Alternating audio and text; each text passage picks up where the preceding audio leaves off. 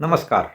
YouTube channel लोक दर्पण के सभी श्रोताओं का हार्दिक स्वागत करते हुए मैं भूपेंद्र डोंगरियाल एक बार पुनः आप सभी के लिए अपने कहानी संग्रह 9 दिन 100 कहानी से आज एक नई कहानी लेकर यहाँ उपस्थित हुआ हूँ।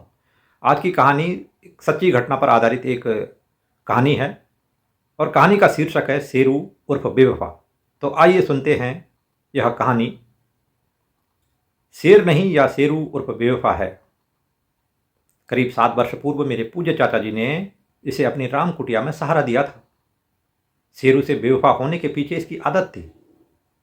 पलायन के कगार पर खड़े अधिकांश गांवों की तरह ग्राम बलूली तहसील सल्ट जनपद अल्मोड़ा के अधिकांश परिवार भी अब गांव छोड़कर शहरवासी हो गए।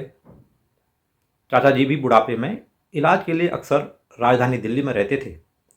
जब भी वे घर से बाहर जाते शेरू पूरे गांव की पहरेदारी करता और बदले में लोग उसे भोजन देते।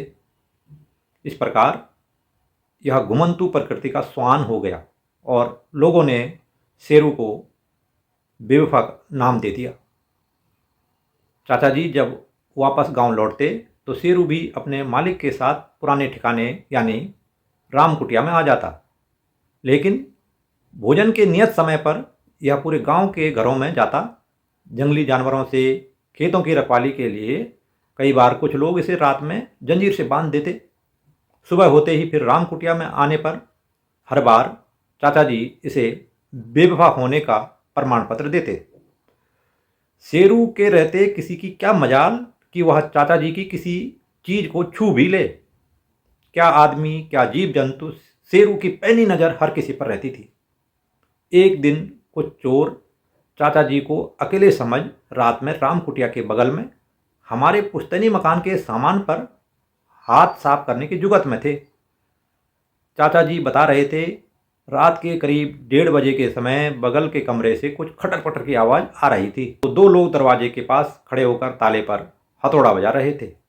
मैंने शोर मचाया तो दोनों मुझ पर ही झपट पड़े। शेरू रात की गश्त पर निकला था। इसी का फायदा उठाकर चोर घर में घुसना चाहते थे। मैंने शेरू को आवाज़ लगाई तो 1 मिनट के अंदर ही वह वहाँ हाजिर हो गया था। मैंने जानबूझकर रोने का नाटक किया। फिर क्या था, शेरू ने समझा शायद मेरे मालिक से कोई झगड़ रहा है। वह उन चोरों पर टूट पड़ा। शेरू ने दोनों को काट खाया तो दोनों जान बचाकर भाग निकले। 90 की उम्र में एक दिन चाचा जी अचानक चल बसे। शेरू को उस दिन सभी लोगों ने इंसानों से अधिक रोते हुए देखा। उसके बाद कुछ दिन तक शेरू अपने मालिक की राम कुटिया के चक्कर लगाता रहा। चाची जी के लिए भी बुढ़ापे में अकेली वहाँ रह पाना कठिन है तो वे भी अक्सर दिल्ली में ही रहती है। हमारे पुश्तैनी मकान पर भी पलायन की मार के कारण ताला लगा हुआ है। ऐसे में शेरू अब कभी कभार ही उधर जाता है। साल 6 महीने में जब गांव की याद आती है तो मैं अपना झोला जमटा उठाकर गांव चला जाता हूं।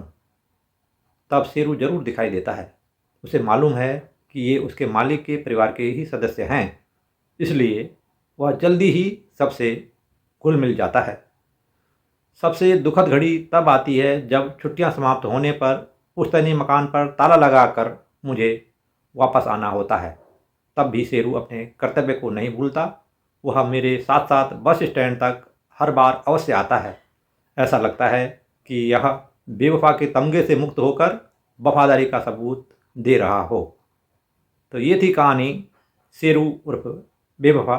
आपको यह कहानी कैसे लगी कमेंट बॉक्स में अवश्य लिखिए। अगर कहानी आपको पसंद आए तो चैनल को सब्सक्राइब करना ना भूलें। अगली वीडियो में एक नई कहानी के साथ मैं पुनः आप सभी के समक्ष हाजिर रहूँगा। तब तक के लिए धन्यवाद। नमस्कार।